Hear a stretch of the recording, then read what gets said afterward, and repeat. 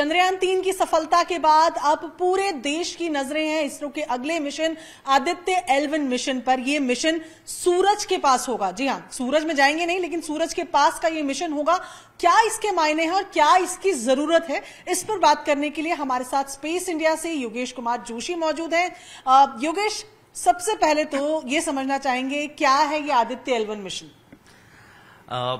Ma'am, अगर हम आदित्य शब्द की बात करते हैं तो आदित्य एक पर्यायवाची शब्द है सूरज के लिए। अब आदित्य मिशन अगर हम कहते हैं तो इसरो ने काफी पहले एक मिशन प्लान किया इस सीरीज में कि हमें अपना सोलर सिस्टम एक्सप्लोर करना है। हमने स्टार्टिंग करी चांद से 2008 में चंद्रयान-1 के साथ, उसके बाद हम मंगल पर गए। अब अगला स्टॉप क्या होना चाहिए, तो सूरज हमारा नेक्स्ट डेस्टिनेशन है। आदित्य मिशन जो शुरू में केवल धरती के आसपास घूमकर सूरज को स्टडी करने वाला था, किंतु इसरो ने सोचा कि ठीक है, इफ वी हैव टेक्नोलॉजी, हमें थोड़ा आगे जाना चाहिए और बेस्ट पॉइंट से सूरज को ऑब्जर्व करना चाहिए। इस केस में मिशन का नाम बदला गया, आदित्य साथ में जोड़ा गया L1, और L1 का मतलब है ऐसा पॉइंट जहां से सूरज को ऑब्जर्व किया जाएगा। ठीक है, तो दर्शकों के लिए हमारे पास तस्वीरें भी हैं। ये एक तस्वीर नजर आ रही है, आदित्य L1 मिशन की तस्वीर है। L1 क्यों और क्या है, अगर आप समझा पाए तो। मैम, L1 जैसे L जो शब्द है वो लैग्रैंज पॉइंट के लिए बोला जाता है। तो अगर मैं बात करता हूं सूर्य और धरती, इन दोनों के बीच में कोई ऐसा पॉइंट जहां पे ग्रेविटी दोनों बॉडीज की एकदम बैलेंस हो जाए, हमारा स्पेसक्राफ्ट मिनिमम फ्यूल के साथ एक स्टेबल ऑर्बिट में रह पाए और बिना किसी रुकावट के, बिना कोई चीज सामने आए, आराम से सूरज को देख सके, वो पॉइंट है आपका L1। तो आप देखेंगे सूर्य एकदम बीच में है, ये धरती का ऑर्बिट है जिसमें आपकी धरती घूमती है। इसके साथ इन दोनों के बीच में धरती से करीब 1.5 मिलियन किलोमीटर दूर, लगभग 15 लाख किलोमीटर दूर एक पॉइंट है L1, लैग्रेंज पॉइंट। इस सिस्टम में कुल 5 पॉइंट होते हैं। हमने L1 को चुना है क्योंकि वो बिल्कुल धरती और सूरज के बीच में है और बिना किसी रोक टोक के, बिना कोई चीज बीच में आए, हमें कॉन्टिन्यूअस कवरेज दे सकता है सन का। ठीक है, मतलब किसी भी तरीके के एक्लिप्स की बात करें या कुछ और ऑब्स्टिकल नहीं आएगा अगर हम इस पॉइंट पर रहेंगे। ये तस्वीर जरा अगर आप देखें, बहुत अच्छे से इसमें समझाया गया है कि ये पूरा अर्थ का ऑर्बिट है। यहाँ अर्थ है, यहाँ पर सन है और ये बीच का पॉइंट है, अर्थ और सन के बीच का ऐसा पॉइंट जहां से सीधा सन को ऑब्जर्व किया जा सकता है। लेकिन सन की जब हम बात करते हैं योगेश, तो क्या किस तरीके का है सन, कैसा है? जैसे हम देखते हैं एक ऑरेंज कलर का गोला जो हमें नजर आता है, वैसा शांत है? तो मैम, सूरज की हम बात करते हैं, पहले हम शुरुआत करते हैं पुराने समय से, जब हम सूरज को भगवान की तरह पूजा करते थे।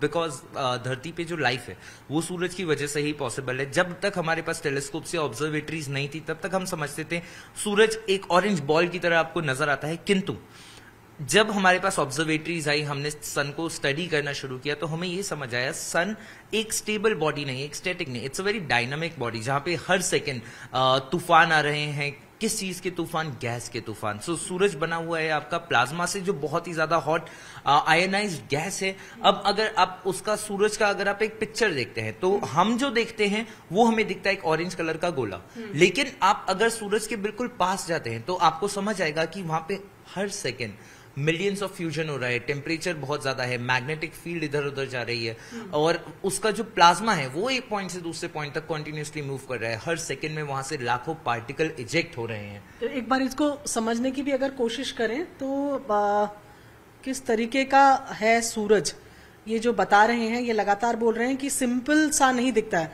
कोई और। हाँ, तो ये सूरज है। तो मैम, यहाँ पे आप देखेंगे ये हमारे सूरज का एक बहुत ही ज्यादा क्लोजअप है। आप देख रहे हैं कैसे प्लाज्मा बाहर आ रहा है सूरज से। सूरज का सरफेस जितना शांत हमें नजर आता है, जितना शांत हमें समझ आता है, ऐसा बिल्कुल भी नहीं है। सो अगर आप देखेंगे सूरज से काफी सारे पार्टिकल्स कॉन्टिन्यूसली बाहर आते जा रहे हैं, जिनको आप कोरोनल मास इजेक्शन, सन के अंदर से निकलने वाले पार्टिकल्स जो काफी दूर तक जाते हैं, वो होता रहता है। सूर्य पे कहते हैं कि काफी सारे ब्लास्ट होते हैं, उसको सिंपल भाषा में हम समझे, टेक्निकल लैंग्वेज में उसको हम कोरोनल मास इजेक्शन कहते हैं। अगर मैं आपको कुछ विजुअल्स और दिखाऊं जहां हमने सूरज का पूरा डिस्क देखा, तो आप यहां से समझ सकते हैं। ये जो तस्वीर आप देख रहे हैं, ये जो विजुअल आप देख रहे हैं, ये रिकॉर्डेड जो सन है, जिस तरीके का वाकई सन दिखता है, ये एनिमेशन नहीं है, ये उसकी तस्वीर दिखा रहे हैं कि किस तरीके से लगातार इसमें, जैसे आम शब्द में अगर कहें, विस्फोट हो रहे हैं या तूफान आ रहे हैं, और किस तरीके के लगातार ये जो बात कर रहे हैं कि स्टेबल नहीं है। ये तस्वीरों में आप देखेंगे कि कुछ ना कुछ एक्टिविटी लगातार होती जा रही है। और इससे पहले कि मैं आपसे पूछूं कि इस मिशन का हासिल क्या है, इससे क्या मिलने वाला है, कैसा रूट रहेगा, क्योंकि हमने चंद्रयान के टाइम पे देखा था ऑर्बिट है, आप बाहर निकले अर्थ से, फिर आप लूनर ऑर्बिट में चले गए। इसके लिए अगर बात करें तो किस तरीके का रूट रहेगा, अगर हम समझ पाए तो मैम हम डायरेक्टली इसको समझ सकते हैं एक तरीके से। इसरो इस बारी PSLV रॉकेट का यूज करने वाला है L1 मिशन के लिए। ये वही रॉकेट है जिसको हमने चंद्रयान और मंगलयान के समय पे यूज किया था। अब सबसे पहले हमें ये समझना होगा कि ये रॉकेट हमें कहां तक पहुंचा सकता है। तो ये रॉकेट हमें पहुंचाएगा लोअर अर्थ ऑर्बिट में। जैसे आप इस पिक्चर में देखेंगे, ये धरती है, धरती के पास ये जो ग्रीन सर्कल है ये आपका होगा लोअर अर्थ ऑर्बिट। इसके बाद धीरे धीरे इसको मैनूवर किया जाएगा, इसमें कुछ इंपल्सिस थ्रस्टर्स यूज करे जाएंगे, उसका ऑर्बिट धीरे धीरे बढ़ाया जाएगा। एंड एक समय ऐसा आएगा जब इसकी स्पीड इतनी ज्यादा हो जाएगी कि उसको अर्थ की ग्रेविटी या अर्थ के स्फीयर ऑफ इन्फ्लुएंस से बाहर भेजा जाएगा। वहां से बाहर जाने के बाद ये लगभग 4 महीने की यात्रा तय करेगा और पहुंचेगा L1 पॉइंट के नजदीक, जहां पे इसको प्लेस किया जाएगा। बिकॉज L1 पॉइंट एक पॉइंट है, हमें उस पॉइंट पे नहीं रहना है, हमें उसके अराउंड एक ऑर्बिट में घूमना है। तो ये स्ट्रेट जा रहा है, इसके बाद इसको इसका स्पीड चेंज करके मैनूवर करके इसको एक हेलो ऑर्बिट में पॉइंट L1 के अकॉर्डिंग उसके साइड में एक ऑर्बिट में भेजना है, जो ऑर्बिट आप यहाँ पे देख पा रहे हैं। ठीक है, यानी कि L1 पॉइंट पे नहीं रहेंगे हम, L1 पॉइंट के ऑर्बिट पे लगातार घूमते हुए रहेंगे, जिससे कि ये आप जिस तरीके से देख रहे हैं कि यहाँ पर जैसे ही ये अर्थ के SOI से एग्जिट हुआ है, एक रूट बना लिया है, तो L1 पॉइंट के आसपास इस तरीके से ये जो बेसिकली ये एक ऑब्जर्वेटरी रहेगी। क्या हासिल होने वाला है इस मिशन से? तो मैम हमने जैसे अभी देखा कि सूरज एक बहुत ही ज्यादा डायनामिक बॉडी है। सूरज से हर सेकेंड हाई एनर्जी पार्टिकल्स निकलते हैं। दूसरी बात, जब हम चीजों को देखते हैं तो वो केवल 5% है जो चीजें हमारी आंखें देख पाती हैं। इसके अलावा जो बाकी का 95% इंफॉर्मेशन है वो बाकी वेवलेंथ में, जैसे मान लीजिए रेडियो वेव्स में, एक्सरे वेव्स में, गामा वेव्स में आता है। अगर मैं धरती की बात करता हूं तो धरती के आसपास पूरा एक एटमॉस्फेयर है, पूरा वायुमंडल है, जो इनमें से काफी सारी रेज को ब्लॉक कर देता है। तो अगर हम सन को पूरी तरीके से समझना चाहते हैं तो इसके लिए बहुत जरूरी है कि हम सभी वेवलेंथ में सूरज को स्टडी करें। अगर सभी वेवलेंथ में सूरज को स्टडी करना है तो ये बहुत जरूरी है कि हम स्पेस में जाएं। तो इसके लिए हम आदित्य L1 मिशन को लॉन्च करते हैं। जब आप स्पेस में जाते हैं, अब पूरा सौर मंडल का जो वातावरण है वो सन से कंट्रोल होता है, क्योंकि सन सबसे बड़ा बॉडी है, पेरेंट स्टार है, हर समय पार्टिकल इजेक्ट कर रहा है, टेम्परेचर कंट्रोल कर रहा है ओवरऑल। तो किस तरीके के पार्टिकल सन इजेक्ट करता है। दूसरी बात, जब आप सन के बारे में या सन के आसपास पार्टिकल्स देखते हैं कि उनकी एनर्जी कितनी है, इन सभी चीजों को अगर आपको स्टडी करना है इसलिए जाना जरूरी है। तीसरी बात, जब हम सौर मंडल मतलब सूरज के आसपास का जो एटमॉस्फेयर है, तो अगर आप उसको स्टडी करते हैं, एक बहुत विचित्र बात है सूरज के बारे में कि अगर आप सूर्य के कोर से एकदम सेंटर से जब तक उसके सरफेस पे आएंगे तो 15 करोड़ डिग्री सेल्सियस ये तापमान है सूरज के कोर का। सरफेस का टेम्परेचर, जो सरफेस हमें नजर आता है, उसका तापमान करीब करीब 6000 डिग्री के आसपास है।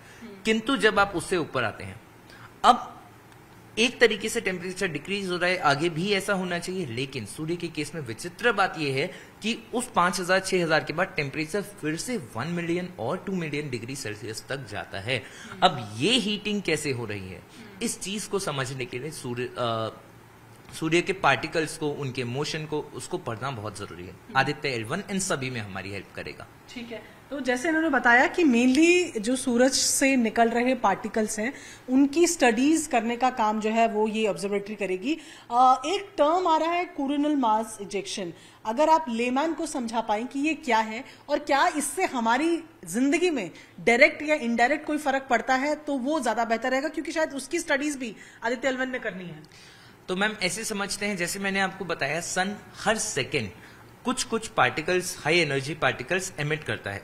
ये सन का डेली का काम है। हर सेकेंड में लाखों पार्टिकल, करोड़ों पार्टिकल एमिट होते हैं।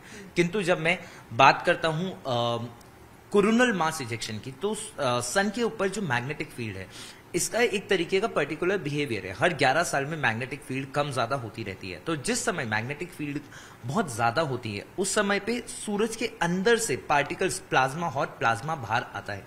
तो वो प्लाज्मा जब काफी ज्यादा क्वांटिटी में बाहर आता है, सन बिकॉज एक स्फेयर है तो वो किसी भी डायरेक्शन में जा सकता है, लेकिन कई बारी वो धरती की तरफ आता है। अब ये किस तरीके से इम्पैक्ट कर सकता है, तो ये हाई एनर्जी पार्टिकल्स हमारे जो रेडियो सिग्नल्स हैं उनको डिस्टर्ब कर सकते हैं। पहले ये हो चुका है, शिकागो की तरफ में ब्लैकआउट हो चुका है, क्योंकि हमारे इलेक्ट्रिकल लाइंस, ट्रांसमिशन लाइंस को ये डिस्टर्ब कर सकते हैं। धरती पे नॉर्थ पोल और साउथ पोल पे अभी भी जो पोलर रीजन है वहां पे ऑरोराज देखे जाते हैं। इनफैक्ट अभी कुछ समय पहले कुछ ऑरोरा लद्दाख के रीजन में भी देखे गए थे।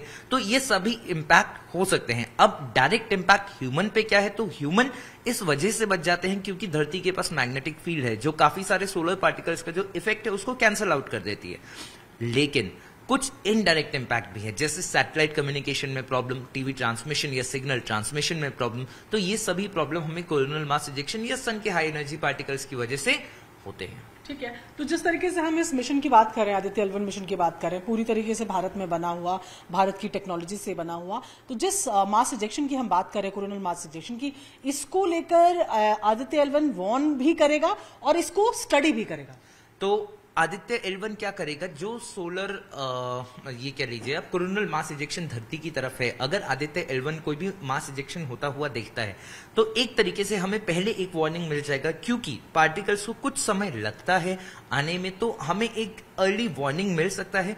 ऑलरेडी हमारे पास कुछ स्पेसक्राफ्ट हैं स्पेस में जिनसे हमें वार्निंग मिलता है। तो आदित्य L1 भेजने से हमें फायदा क्या है, अब एक तो इंडियन टेक्नोलॉजी जहां पे हम ये वार्निंग्स डिटेक्ट कर पाएंगे, दूसरी बात हम खुद को तैयार कर पाएंगे। ठीक है, एक बार हम देखें अगर कि जिसकी बात आप कर रहे थे कि किस तरीके से ये इस तरीके का कुछ होता है जो आप बोल रहे हैं कि बाहर की तरफ आता है और कहां पर किस तरफ छिटके वो मालूम नहीं चलता है। तो मैम अगर आप सूर्य को देखते हैं, जैसे आप यहाँ पे देखेंगे, अभी मैं इसको स्टॉप करता हूँ, एक ऑब्जर्वेटरी है L1 पॉइंट पे ही सोहो, उसके द्वारा ये फुटेजेस लिए गए हैं। मैंने बताया यहाँ पे आप देखेंगे बीच में एक सर्कल है जिसमें हमने सन के डिस्क को ब्लॉक किया है। लेकिन आपने अभी देखा जो एक इरप्शन हुआ, ये इरप्शन में थोड़ा सा इस वीडियो को पीछे ले जाता हूं।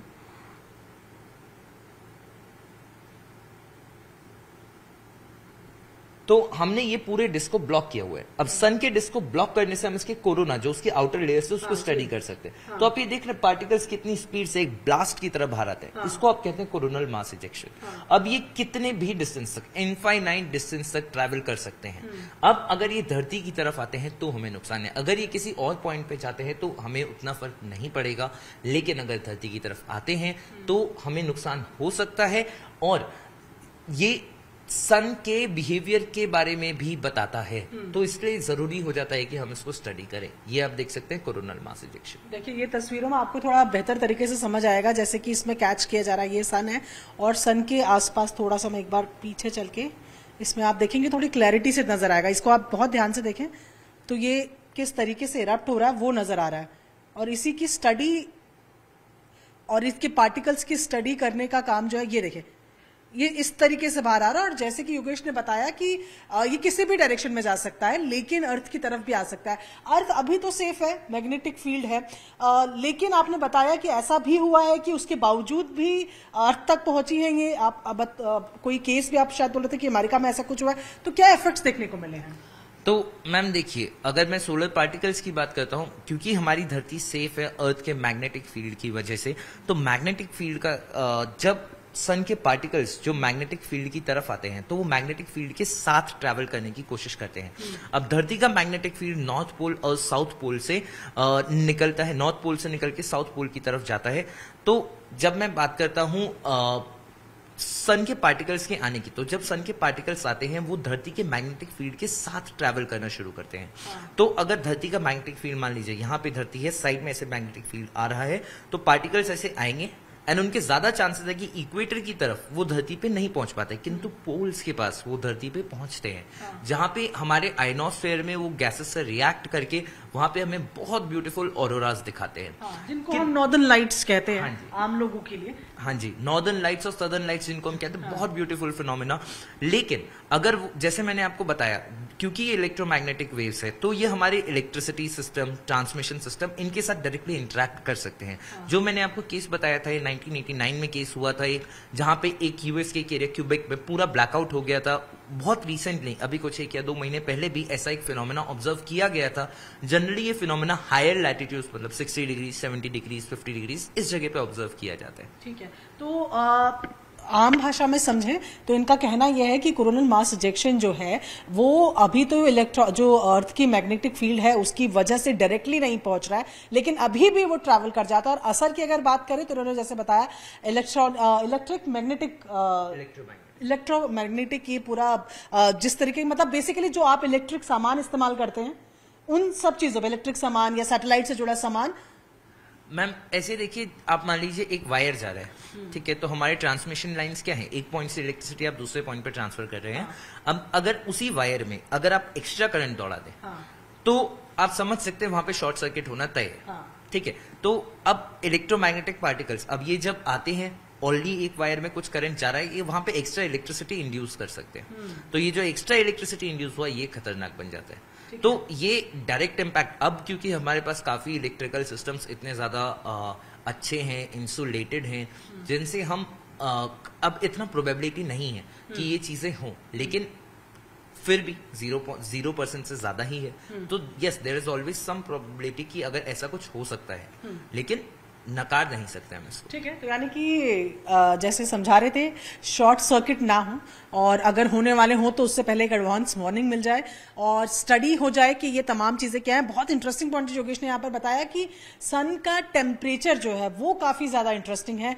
अंदर कोर में बहुत ज्यादा होता है, जिस सरफेस को हम देखते हैं उसमें कम हो जाता है, और उस सरफेस से जैसे हम बाहर निकलते हैं फिर से बहुत ज्यादा हो जाता है। तो ये डिफरेंसेस क्यों है, ये इनके बारे में मालूम तभी चलेगा जब आप सन से रिलेटेड चीजें, पार्टिकल्स, उसका एटमॉस्फेयर रीड कर पाएंगे। और हमारे देश के लिए यही काम करने वाला है आदित्य एल1 मिशन, यानी कि सूरज किस तरीके का बिहेव करता है, कैसे बिहेव होता है, कैसा टेम्परेचर है, वो तमाम चीजों की स्टडी आदित्य एल1 मिशन करेगा। 2 सितंबर को 11:50 पर इस मिशन को भेजा जाएगा, और जितनी दूरी है उस हिसाब से हिसाब लगाया जा रहा है कि 4 महीने का वक्त लगेगा अर्थ से एल1 पॉइंट पर पहुंचने में आदित्य मिशन को, और उसके बाद ये ऑब्जर्वेटरी वहां रहेगी। बताया जाता है कि ऑब्जर्वेटरी जो है वो लंबे समय तक रहती है, लंबे ड्यूरेशन के लिए उनको भेजा जाता है। ऐसे में स्टडीज हमारे पास चांद के बाद अब सूरज से भी आएंगी, और चांद के बाद हम सूरज के भी एक कदम और करीब पहुंचेंगे। कैमरा पर्सन विकास ठाकुर के साथ प्रियंका कांडपाल, न्यूज़ 18 इंडिया, दिल्ली।